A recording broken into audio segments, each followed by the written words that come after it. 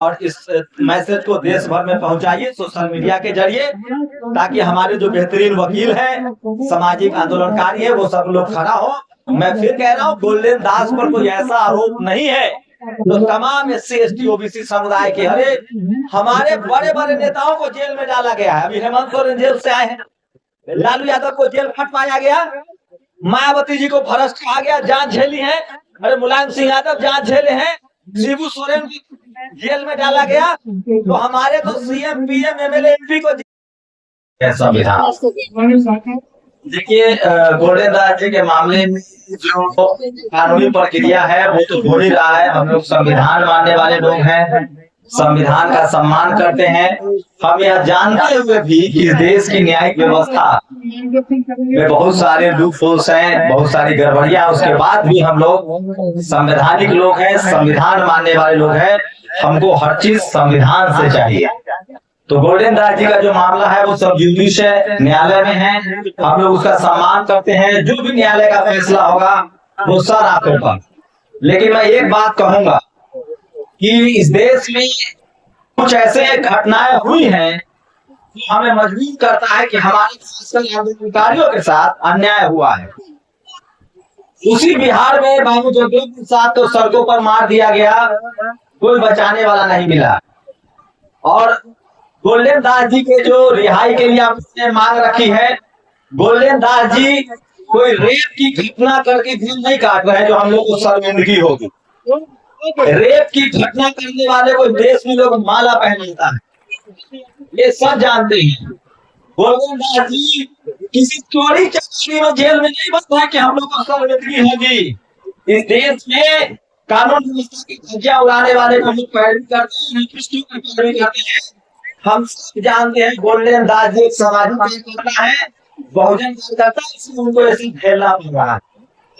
उसके बाद भी अगर घटना की नीति की बात की जाए तो ये सच है कि यहाँ के पुलिस ने भी माना है कि बच्ची की हत्या हुई है, बच्ची दलित समाज से थी। सवाल है कि बिहार सरकार के मंत्री भी वहां गए थे, मेंबर ऑफ पार्लियामेंट है, तमाम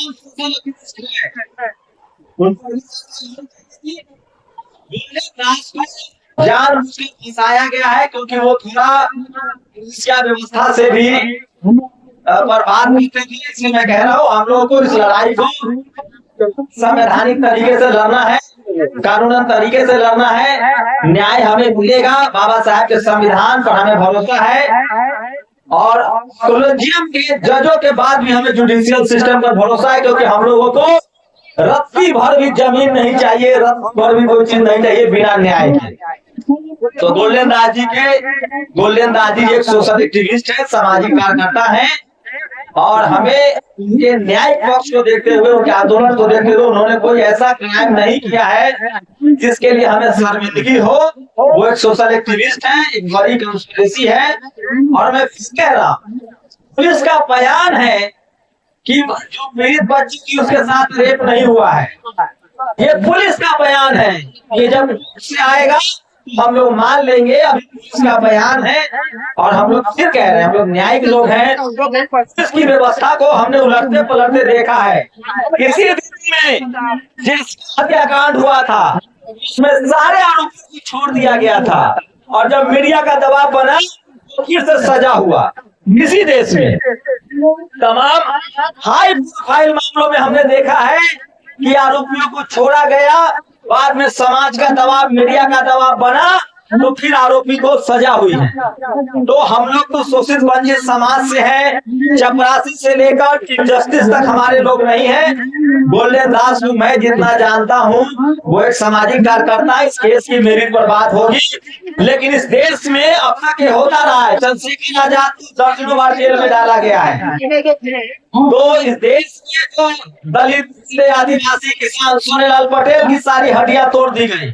तो तमाम हम लोगों पर FIR हो रहे हैं, हम लोगों पर सरकारी शिकंजा कसा जा रहा है।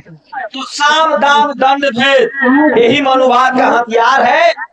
आपको कभी पुलिस से, कभी दरोगा से, कभी गुंडों से फंसाया जाएगा। हमें बस एक काम करना है कि हमें अपनी लड़ाई संवैधानिक दायरे में रहकर संवैधानिक तरीके से लड़ना है। गोल्डन दास जी के लिए लीगल असिस्टेंस करना है, और वो किसी तरह के जघन्य अपराध में नहीं है। वो एक प्रोटेस्ट, उसमें अगर तोड़फोड़ हुई है तो उनकी पहचान हो। हम लोग कोशिश करेंगे कि उनको न्याय मिले और सही न्याय हो।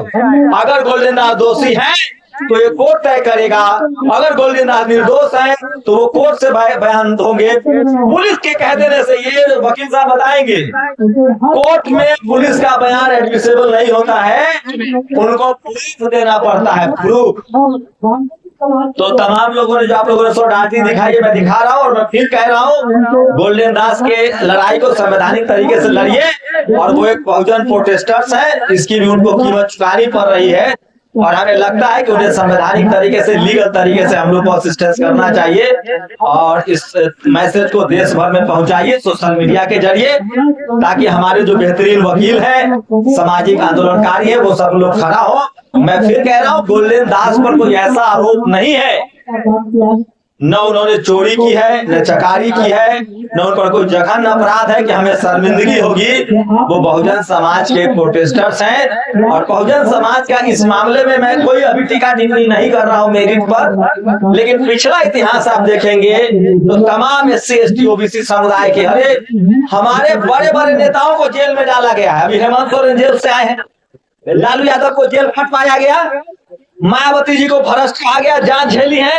अरे मुलायम सिंह यादव जांच झेले हैं, शिबू सोरेन को जेल में डाला गया। तो हमारे तो CM PM MLA MP को जेल में डाल दिया जाता है, तो हम लोग किस खेत में मूली है भाई? तो हम लोग टूटेंगे, साथ रहेंगे, संवैधानिक तरीके से लड़ेंगे, तभी हम लोग अपना मान सम्मान बचा पाएंगे। इसलिए गोल्डन दास की जो रिहाई के लिए हम लोग प्रोटेस्ट कर रहे हैं, ये संवैधानिक दायरा है अपनी बात कहने का।